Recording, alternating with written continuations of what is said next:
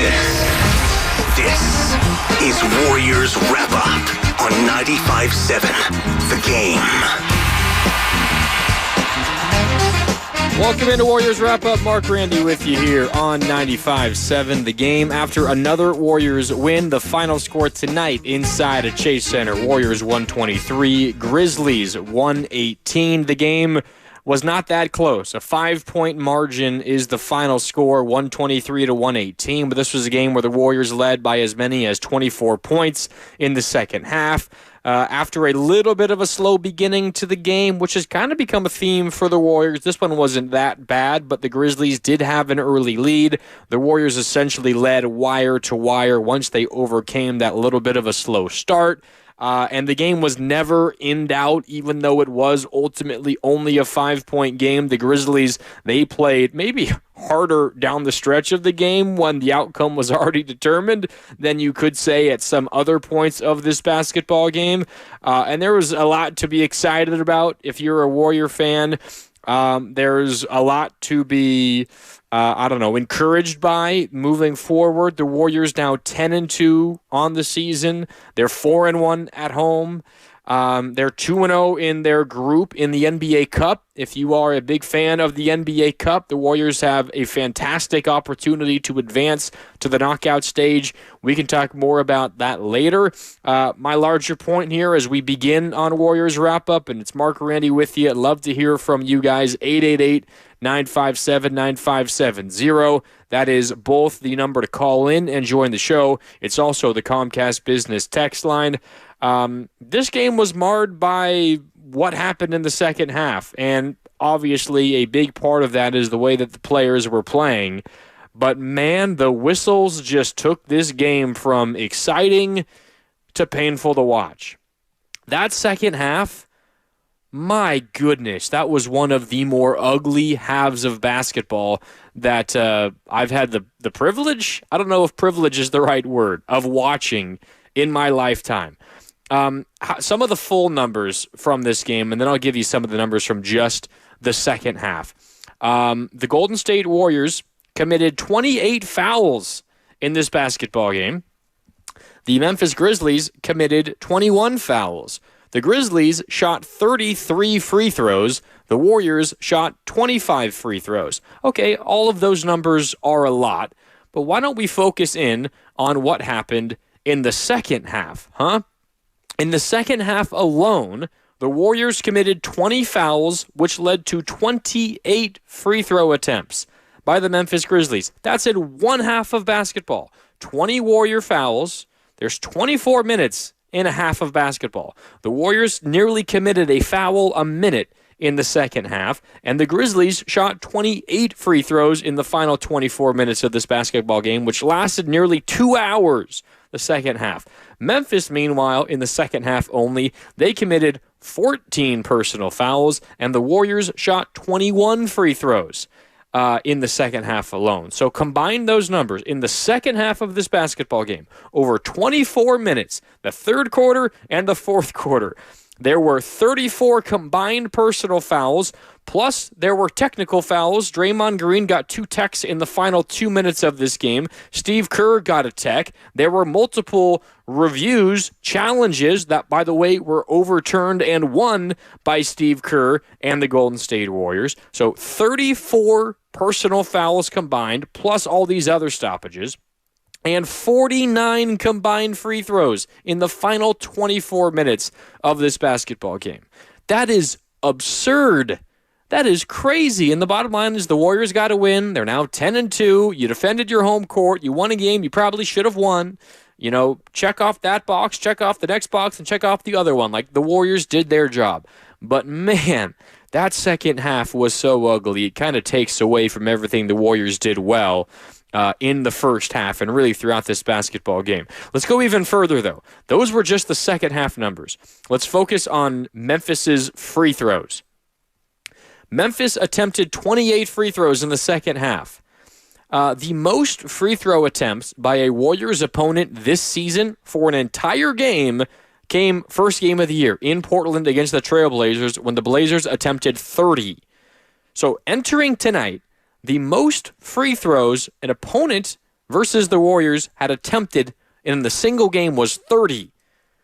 The Grizzlies attempted in this entire game, how many free throws? 33, and 28 of them were in the second half. 30 was the previous total game high against the Warriors, and the Grizzlies put up 28 in the second half alone. Man, that was an ugly second half. And we're going to get past this, and we're going to talk about some of the other reasons to be excited. The Warriors were really balanced offensively. Again, Steph Curry did not need to play in the fourth quarter. That's the third time in a Warriors win he did not need to play in the fourth quarter, which is a great sign. It's the fourth time overall, a game in which he actually played in. He did not play in the fourth quarter. You think back to that Cleveland game on the road when the Warriors were blown out of that one. They did not need to play Steph Curry in the fourth quarter either. So 4 fourth quarters, Steph hasn't needed to play, 3 of them in wins, 1 of them in a loss. That's good for the Golden State Warriors. They have a direct path to winning their group in the NBA Cup. They stay on pace with Oklahoma City atop the Western Conference. There's so much to be excited about. And tonight was another step in the right direction, but I just can't get over what that second half was. That was one of the ugliest halves of basketball that I've seen in a really, really long time. Draymond Green got ejected because he got 2 technicals in the final couple of minutes of this basketball game. Not necessarily arguing a single call, but I think it was just overall the frustration of all of the whistles in the second half. Steve Kerr also got a technical for basically the same thing late. And once the final buzzer sounded, he kind of chased down a couple of our officials tonight. And I don't know exactly what he said. We can probably guess some of what he said. Some I can't repeat here on the radio. But he was aggressively finger pointing and screaming in the general vicinity of a couple of the officials tonight. That's how frustrated the Warriors were. And you know what? Instead of me putting words in Steve Kerr's mouth, why don't we hear from Coach Kerr here early on a Warriors wrap-up? I'll allow you guys to get your texts in, to get your phone calls in, 888-957-9570. That, again, is the number to call. It's also the Xfinity mobile text line. But let's hear from Coach Kerr. Warriors head coach Steve Kerr addressing the media postgame after tonight's Warriors win, 123-118. You win, you're 10-2, you're 2-0 in your group in the NBA Cup. I'm sure a lot to be happy about if you are Steve Kerr and the Warriors, but I think much like me, Steve Kerr having a hard time shaking what happened in the second half with all of those fouls, all of those whistles, and all those free throws. Let's take a listen. Warriors head coach Steve Kerr post-game addressing the media after the Warriors win. Here's Coach Kerr.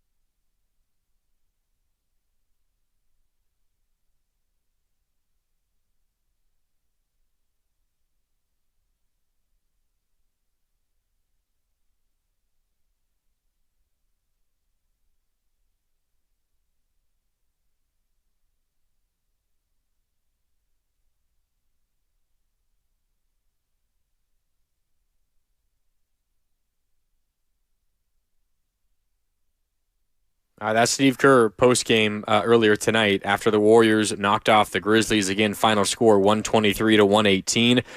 He, at first, when asked about the officiating in the second half, there was a long pause. I think you could kind of hear him. I haven't seen the video of it, but I think you could hear him kind of like tapping his fingers on at the podium inside the Chase Center, and then eventually said, "I'm choosing not to comment on the officiating," and then later was asked a more generic question. How did you feel about how the game played out, specifically in the second half? And he said, well, the final quarter and a half was, quote, disgusting. He mentioned the parade to the free throw line. He talked about the flow of the game and how it was interrupted by all of the whistles and all the fouls. And he mentioned that he felt bad for the fans who were at this basketball game because they were not treated to very good basketball in the second half. And I agree 100% with everything that Steve Kerr said there. He also brought up something that is really important to note. I saw a lot of this in the stadium, sitting, in press row, and there's, the actual fans off to our left. And so many of them were wondering, why are the Grizzlies playing so hard in the final couple of minutes when they're down like 15 points with a minute and a half left? Like, why are they playing hard? Why are they still fouling? Why is Jaren Jackson Jr. still in? Like, why are the Grizzlies still going for this? Well, for me, it was relatively clear after, you dig into the rules of the NBA Cup. It was relatively clear the Grizzlies care about the NBA Cup because the tiebreaker in the NBA Cup standings, the group standings, includes point differential. So right now, because the Grizzlies only lost by 5, they are in 4th instead of 5th place in West Group C. The Warriors are 2-0. They're the only team that has played 2 group games so far, 2 cup games in West Group C. The Warriors are 2-0. The Pelicans are 1-0. The Pelicans beat the Nuggets tonight. Nikola Jokic did not play for personal reasons, so the Pelicans second at 1-0. Then the Mavericks 0-1. Their loss was on Tuesday against these same Warriors. The Warriors won by 3. The Grizzlies are also 0-1. The reason the Grizzlies are the Mavericks are 3 and the Grizzlies are 4 is because the Mavericks' point differential is only -3. The Grizzlies' point differential is -5. Then the Nuggets, also 0-1, their point differential is -7. So point differential matters. It's why the Grizzlies are 4 instead of 5. If they only lost by 2 instead of 5, they would be 3rd in West Group C instead of 4th because the Mavericks, again, a point differential of -3. So really, wins, losses are the ultimate, of course, in West or in the NBA Cup. We know that. But if you got a tiebreaker between 2 teams, it's point differential. That's why the Grizzlies were going as hard as they were down the stretch. I think there are some teams who maybe might not be willing to do that because maybe they don't care as much about the NBA Cup. I'm sure there are some teams out there that feel that way. The Grizzlies, though, with their actions tonight, and I'm not saying I disagree, it just seems relatively clear that they care about the NBA Cup because there's no other reason to trot out there Jaren Jackson Jr. and company when you're down by 15 points with 2 minutes left. Like, you're not coming back to win that basketball game. And while they did get back within 5 at the final score, it was never in doubt. The Warriors did not fret. Steph Curry did not play a single second in the fourth quarter. They were never concerned they were losing that basketball game, but it did have an impact on the point differential. And say the Warriors beat the Pelicans in New Orleans a week from now. Pelicans, one of the more injury-ravaged teams in the NBA at the moment. I think the Warriors would certainly be favored to win that game, assuming the injury report stays the status quo for these two teams. You do that, and then say you lose to the Nuggets, you would be 3-1. Maybe the Nuggets went out, they go 3-1. Then it would come down to point differential, and maybe this run down the stretch for the Grizzlies in this fourth quarter ultimately is the reason why the Warriors don't advance in the NBA Cup. But that's down the road. The Warriors still have 2 more NBA Cup games to play in the group stage. Every other team in their group, again, it's West Group C, the Pelicans, the Mavericks, the Grizzlies, and the Nuggets, they all have to play 3 more games. The Warriors have games against the Pelicans and the Nuggets left, and that is it for them. Each group winner advances to the quarterfinals, plus 2 at-large, 2 wild card bids. So each group winner, you have 3 groups per conference, 6 total groups. The 6 conference winners advance, and then 2 at-large bids advance as well. The Warriors sitting at 2-0. It feels like they have a decent chance of advancing to the quarterfinals, either by winning their group or by being one of the two teams.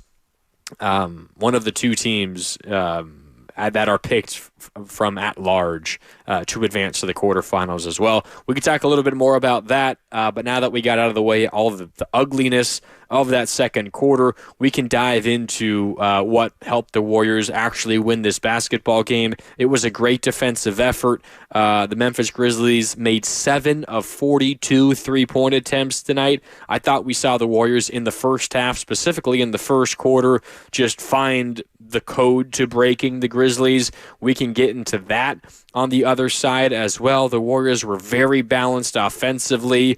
It was Buddy Hield with 18 points off the bench to lead the way. There were 6 double-digit scorers. 4 others scored at least 8 points. So you've got 10 Warriors players that scored 8 or more points in this basketball game. A very, very balanced effort, and Steph Curry only had to play 26 minutes tonight. One thing we do have to mention, Lindy Waters III, who started without D'Anthony Melton.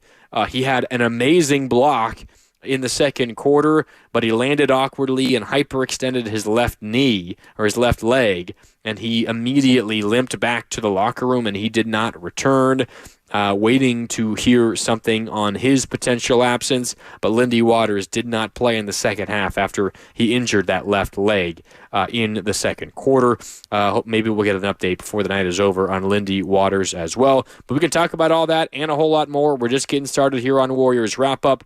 Thank you so much for tuning in. We'll be back after this quick break. It's Mark Randy with you after the Warriors win 123-118. Warriors Wrap-Up continues after this short break right here on 95.7 The Game. Jelly is a shorter, better way to say jealous. As in, Chloe, I am like so jelly of your unicorn phone case. You don't have to speak teen to be a perfect parent. Thousands of teens in foster care will love you just the same. Visit adoptuskids.org, brought to you by the U.S. Department of Health and Human Services, Adopt U.S. Kids, and the Ad Council. Check engine light on? Take the guesswork out of your check engine light with O'Reilly Veriscan. It's free. Ask for O'Reilly Veriscan today. O'Reilly.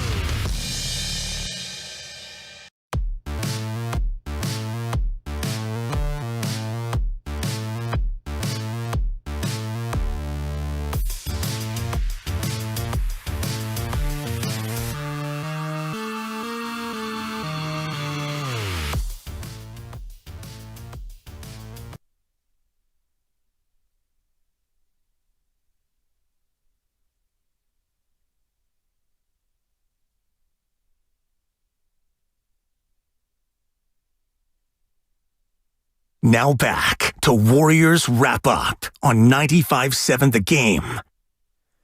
Yeah, that was Tim Roy and Tom Tolbert postgame here on 95.7 The Game after Steve Kerr just kind of made a beeline for half court as the final buzzer sounded, and he let the officiating crew tonight have a piece of his mind. And Tom Tolbert asking, I'm going to try to figure out what that was all about. It was just about the flow of the game in the second half. And obviously some of it has to do with, players and committing some fouls and just the way that the game flowed. But a lot of that has to do with how a crew decides to call a game of basketball. And Steve Kerr is a basketball purist. I don't know how many times I've heard him talk about like the act of reviewing calls, like the challenge, which he's actually been really good at so far this year. By the way, 2-0 on challenges tonight. He's now 7-2 on challenges this year, which is kind of like a change. Generally, he hasn't been the best in terms of the calls that he challenges. He hasn't been great at getting them overturned. So far this year, he's been awesome, 7-2. But he has said on multiple occasions, I would do away with replay review entirely. Just get the game going. Let's throw the ball in and let's play ball. So the way that this second half went, I think it almost serves as like a personal affront to Steve Kerr because, the guy just loves the game of basketball so much, and that second half was not basketball. So I understand why Steve Kerr was as frustrated as he was. It was one of the tougher halves of basketball that I've watched in quite a while. Now, with that said, the Warriors got a win, and I think tonight, honestly, coming into this game, this is how I felt. And I was talking with one of the employees at our sister station KCBS in the office earlier today in downtown San Francisco. Shout out to Randy at KCBS. And we were talking about how this game tonight is a game the Warriors would have lost last year, right? Because the Warriors on the road trip, 4-1, awesome wins in Boston and Oklahoma City. Then you return home. You're on the emotional high of upending Clay and the Mavericks and Clay's return to Chase Center. You get that win. Steph Curry screaming at the TNT camera for an extended period of time. You have 2 days off leading up to this game, and Memphis is without Ja Morant, right? Like, you've got everything going in your direction. The Warriors have not felt this good in a really long time, and Memphis is dealing with injuries. And if you were listening to Tim Roy, Tom Tolbert, and Eric Hasseltine, voice of the Grizzlies, who stopped by for a quick visit, Walnut Creek native, you heard him say, well, this is the first game they had Desmond Bane back, and he wasn't even in the starting lineup, and they're working on chemistry with all these units. Like, the Warriors had almost every conceivable advantage you could possibly have going into this basketball game. And yet the Warriors, even considering all of that, the Warriors had lost a game like this one 8 different times last year. Like, how many times did we say here on Warriors Wrap-Up last year, this is a game the Warriors probably should have won? They had X, Y, and Z going for them, and they squandered it. They gave this one away. Like, this is a game the Warriors would have lost last year, and while the second half was incredibly ugly and frustrating to watch for the majority of those 24 second-half minutes, you got the win. And ultimately, that's what matters. Last year, the Warriors were 21-20 at home. 21-20 at home last year.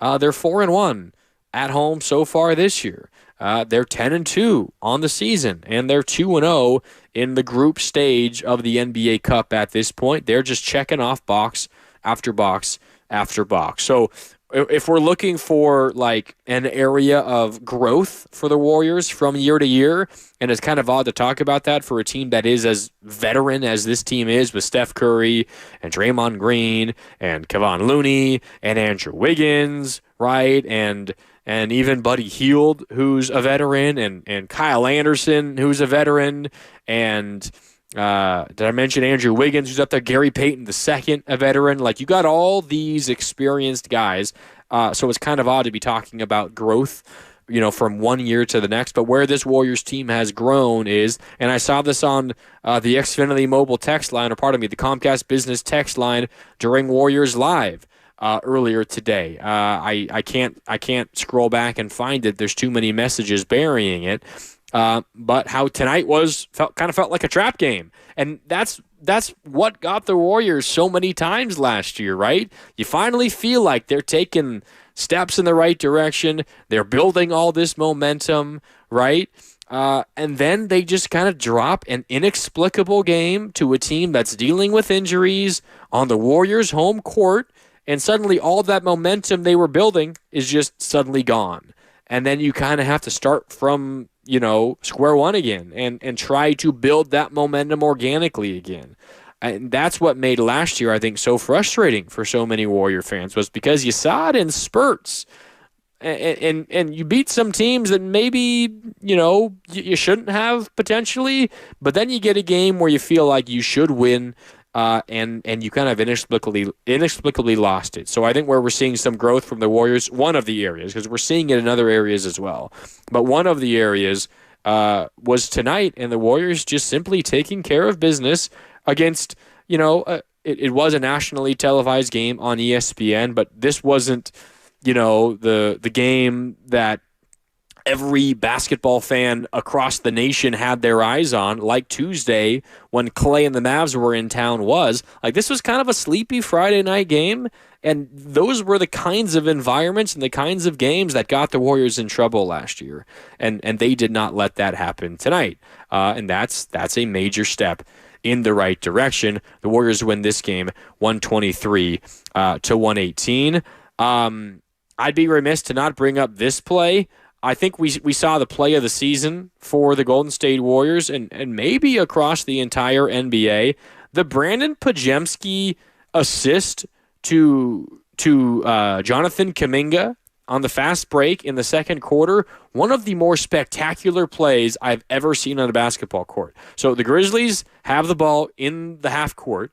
The Warriors double-teamed the ball handler. I forget who it was. It might have been Scottie Pippen Jr. in the right corner.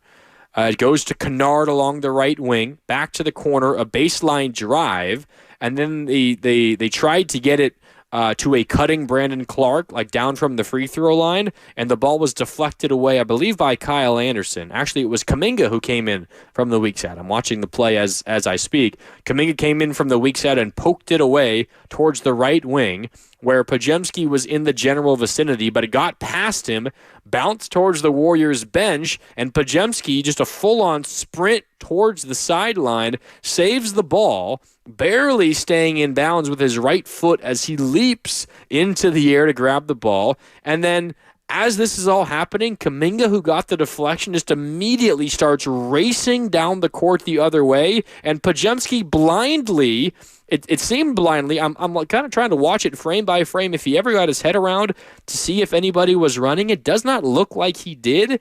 Maybe he saw something out of his periphery, but he blindly whips the ball around his back with his left hand and throws a strike down court to Jonathan Kuminga, and we're talking about like 40 feet. The pass behind the back, blind from Podziemski, down the court, one hop to Jonathan Kuminga for a dunk. That was the best play of the Warriors season, and maybe the best play across the entire NBA. And you know what? I'm sure Tim Roy nailed the call. Let's hear how it sounded earlier tonight on 95.7 The Game. Here is that play I'm talking about.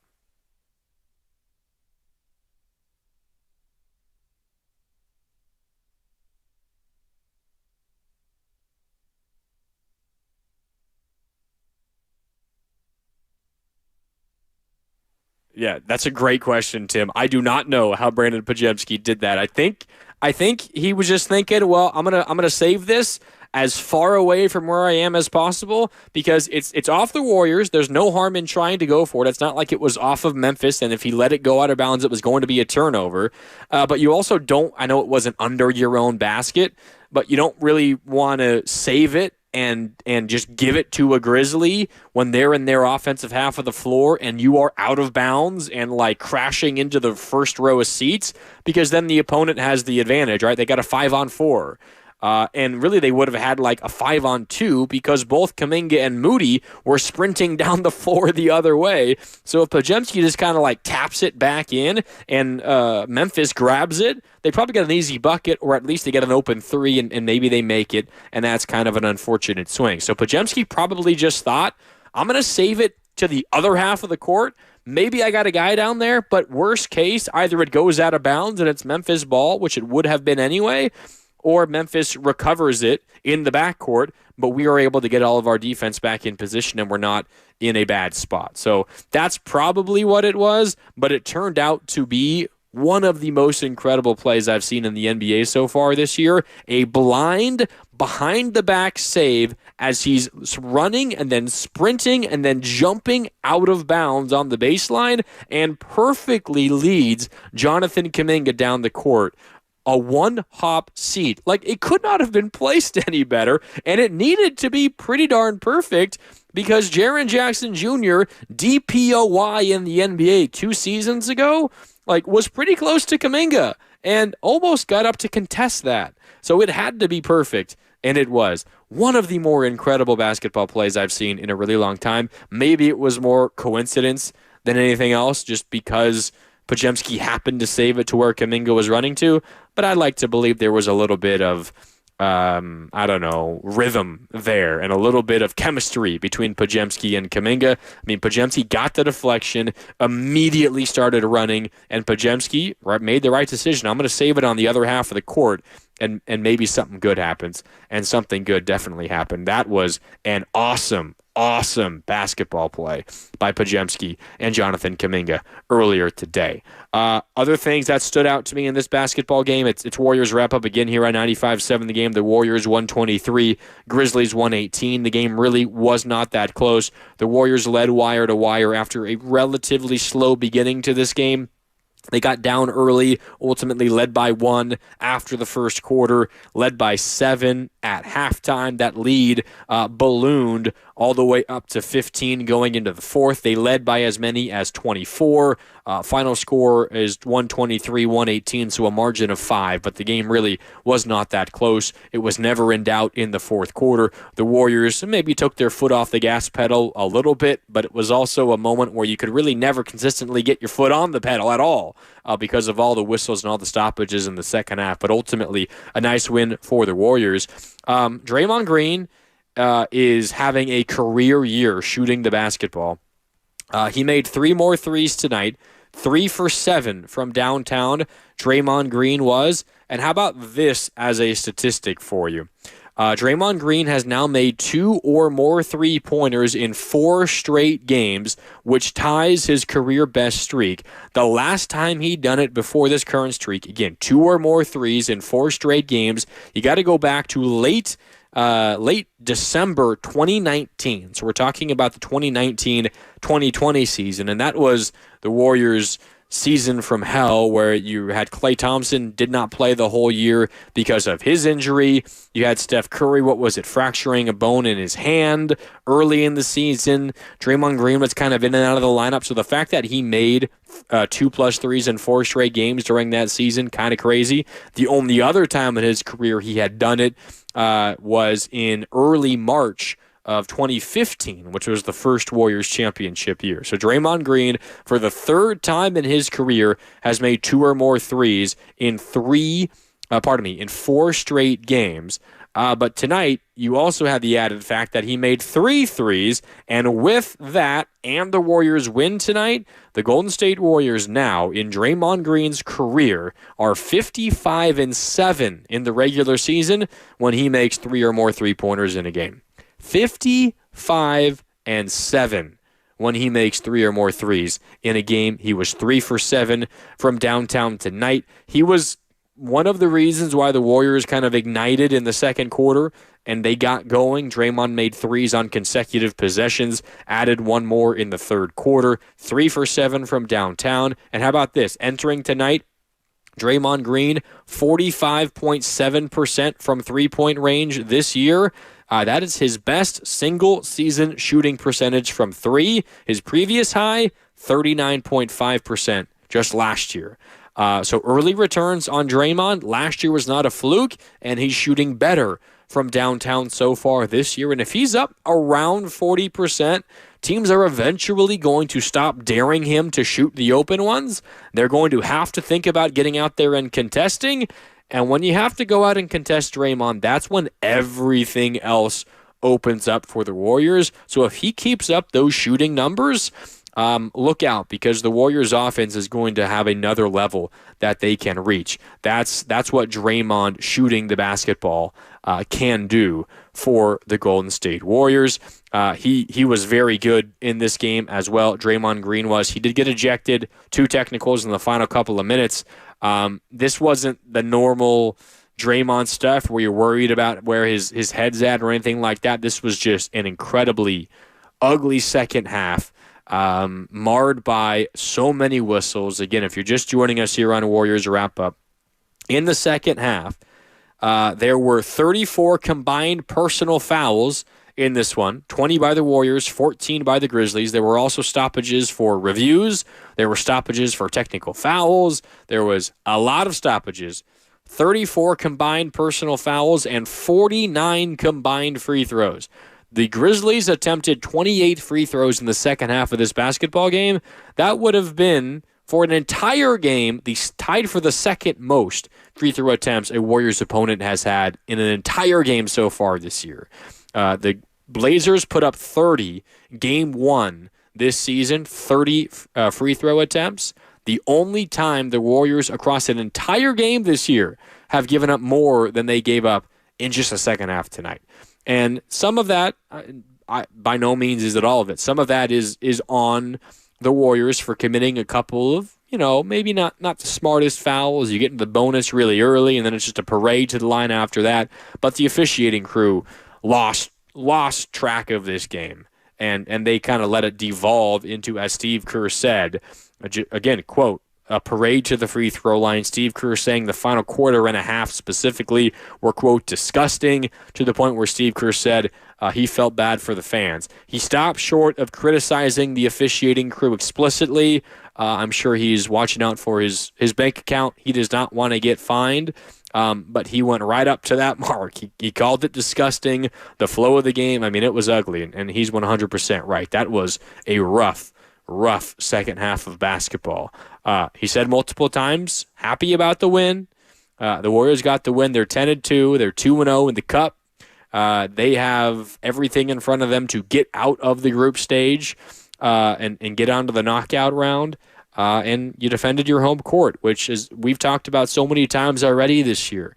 That's where the Warriors have to make the biggest jump from last year. They won just 21 home games last year. You play 41 every year.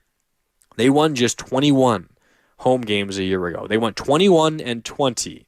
And this is historically during the Warriors, like the peak of the Warriors, and it's seemingly still going on. This Warriors era, this great era of Warriors basketball, they have always been, when they've had good years, it's always been on the backs of an incredible home record. And last year made no sense because they were one of the best road teams in the league, but they were league average at home.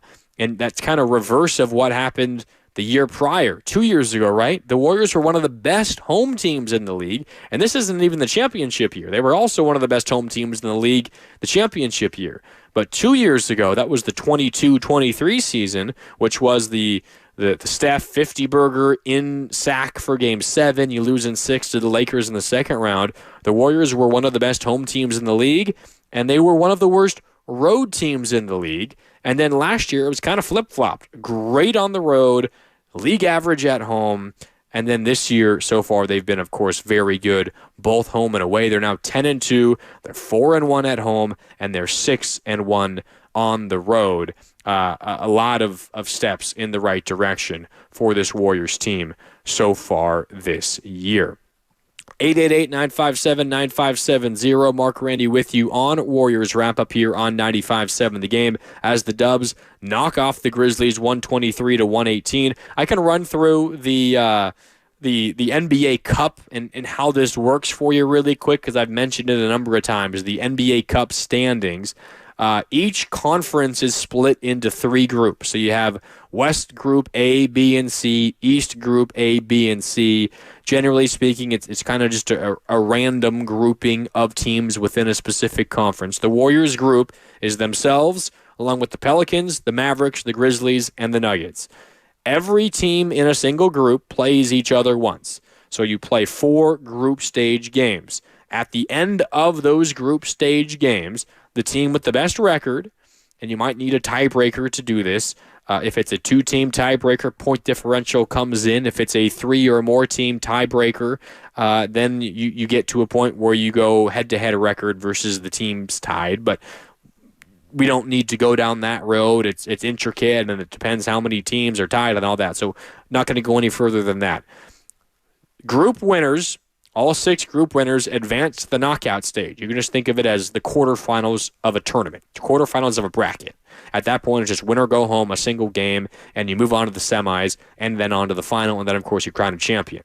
But that only gives you 6 of the 8 quarterfinalists that you need. So each group champion, that's how you get the original 6 quarterfinalists, and then 2 at-large wild cards that are just the 2 best teams from non-group champions. So say the Warriors go undefeated and the Pelicans go 3-1. The only loss is to the Warriors. The Pelicans would have a great chance of advancing to the quarterfinals if they were to go 3-1 and the Warriors were to go 4-0. The Warriors would win the West Group C, and the Pelicans would have a decent shot at being a wild card team that does advance. And then at that point, once you get the field of 8, you've got your quarterfinalists. They match up against each other, just head-to-head. A win and you move on to the semis. You lose, you're out. You win in the semis, of course, you're on to the finals. Last year it was Lakers and Pacers. Lakers won that. We'll see who gets it done so far. We'll see who gets it done this year. So far in West Group C, the Warriors are the only team that has played 2 group games. The Warriors are 2-0 with a point differential of 8. The Pelicans are 1-0 with a point differential of 7. The Mavericks are 0-1, point differential of -3. Grizzlies 0-1, differential -5. Nuggets 0-1, differential of -7. It was a big result for the Warriors in New Orleans today. If you are a fan that wants to see the Warriors advance in the NBA Cup, I think there's an interesting argument for maybe not wanting to go far in the Cup because you would have to play extra games. But essentially, if you do well in the tournament, in the NBA Cup, you're going to be doing well in the regular season because these games are still regular season games that count towards playoff seeding. But if you are interested in the Warriors winning the NBA Cup, I think you got a big result in New Orleans tonight. The Nuggets lose to the Pelicans by 7. That's why the Pelicans have the +7 point differential. The Nuggets have the -7 point differential. The big reason there, though, is Nikola Jokic did not play. He was out for personal reasons. We'll see if he is able to play in the Nuggets' next game. They have the Grizzlies in their next cup game. I was going to call it the in-season tournament. That's what it was last year. It's now the Emirates NBA Cup, but we'll see how that does play out. The Warriors in a week are in New Orleans for their 3rd NBA Cup game. Then they're in Denver on December 3rd for the 4th and final group stage game for the Golden State Warriors. If you go 4-0, you win the group. If you're 3-1, you got a really good shot to win the group. And if you don't win the group at 3-1, you still could very well be one of those 2 wild card teams that advance to the quarterfinals as well. Okay, couple minutes left here on Warriors Wrap-Up on 95.7 The Game. As always, we do got to get to Crashing the Boards, which, as always, is brought to you by Chilton Auto Body, the Bay Area leader in collision repair. Crashing the Boards tonight for the Golden State Warriors. Kind of odd. This has happened a couple of times. I guess I could go a different way, a couple of different ways in this one. Maybe we could give out dual Crashing the Board honors tonight, and let's do that. Stephen Curry and Draymond Green, both with 8 rebounds for the Golden State Warriors tonight. Stephen Curry, 26 minutes, did not play in the fourth quarter. Fourth time that's happened this year in a game in which he has played. Fourth time he has not played in a fourth quarter. 3 of them in wins. First game of the year in Portland. Second game of the year in Utah. Tonight against Memphis. And then, of course, the loss in Cleveland on that road trip. The Warriors' sole loss on that 4-1 trip when the game was over at halftime, essentially. He did not play in the fourth quarter of that game either. But he had 8 rebounds. Draymond Green also with 8 rebounds. Draymond Green was very good in this basketball game. As we talked about, made those 3 threes, 13 points, also those 8 rebounds. Steph Curry also 13 points, 8 rebounds, 5 assists. Had 4 steals as well. Steph Curry was really good in this basketball game. So those two together, Steph Curry and Draymond Green, they get the honor of crashing the boards, which is, again, brought to you by Chilton Auto Body, the Bay Area leader in collision repair. Warriors tonight, paced by Buddy Hield, who had 18 points off the bench, 14 for Moses Moody off the bench as well. 14 in 16 minutes. He was shooting the ball well tonight. 3 for 5 from downtown was Moses Moody. He had 13 from 3 different starters. I mentioned both Steph and Draymond with 13. Andrew Wiggins also had 13 points. Brandon Pajemski, 11 points off the bench. I gave you the lock of the day. It was Pajemski making a 3. He got that done for us. He scored 11 points off the bench. Then Trace Jackson-Davis, 9 points. Lindy Waters, Jonathan Kuminga, and Kyle Anderson, all 8 points each. We will keep an eye out for Lindy Waters III, who hyperextended his left leg in the second quarter, limped back to the locker room under his own power, but did not return and was very quickly ruled out of this basketball game. He started tonight without DeAnthony Melton available as he's dealing with a left ACL sprain. Lindy Waters hyperextended his left knee. We hope it's nothing serious. The Warriors very much like him, and he was off to a great start. He scored the Warriors' first 5 points in this basketball game, finished with 8 points in 10.5 minutes. He made 2 threes, almost 3 threes. His foot was on the line just barely for one of them. He was effective and efficient in his limited action. We certainly hope that he is okay because the Warriors, they like him, and he was starting tonight. They could certainly use him going forward, especially without the services of DeAnthony Melton. Okay, that'll do it for Warriors wrap-up tonight here on 95.7 The Game. Once again, the Dubs victorious, 123-118. The Warriors now 10-2 on the year, atop the Western Conference, along with the Oklahoma City Thunder, who are 10-2. And the Warriors 4-1 at home, and they're 2-0 in group play of the 2024 NBA Cup. How about that? The Warriors leading West Group C. All right, that'll do it for us tonight, live from Chase Center. Thanks so much for tuning in. My name is Mark Randy, signing off. Shout out, as always, to Cam Williams behind the glass, back in our downtown San Francisco studios. Also, Chris O'Connell for doing all the work behind the scenes as well tonight. Appreciate both those guys very much. And thank you so much for tuning in all night long here on Warriors Wrap-Up. My name is Mark Randy, signing off. I'll talk to you on Sunday for overtime Niners-Seahawks at 1 o'clock. I'll talk to you around 4 o'clock or so for some Niner football postgame. Maybe it's another win for the Niners. Certainly hope so in that regard. Until then, my name is Mark Randy, signing off. Thanks so much for tuning in. Have a great night. I'll talk to you next time on 95.7 The Game. By Ole Miss, like the spot screams Arkansas. And let's be honest.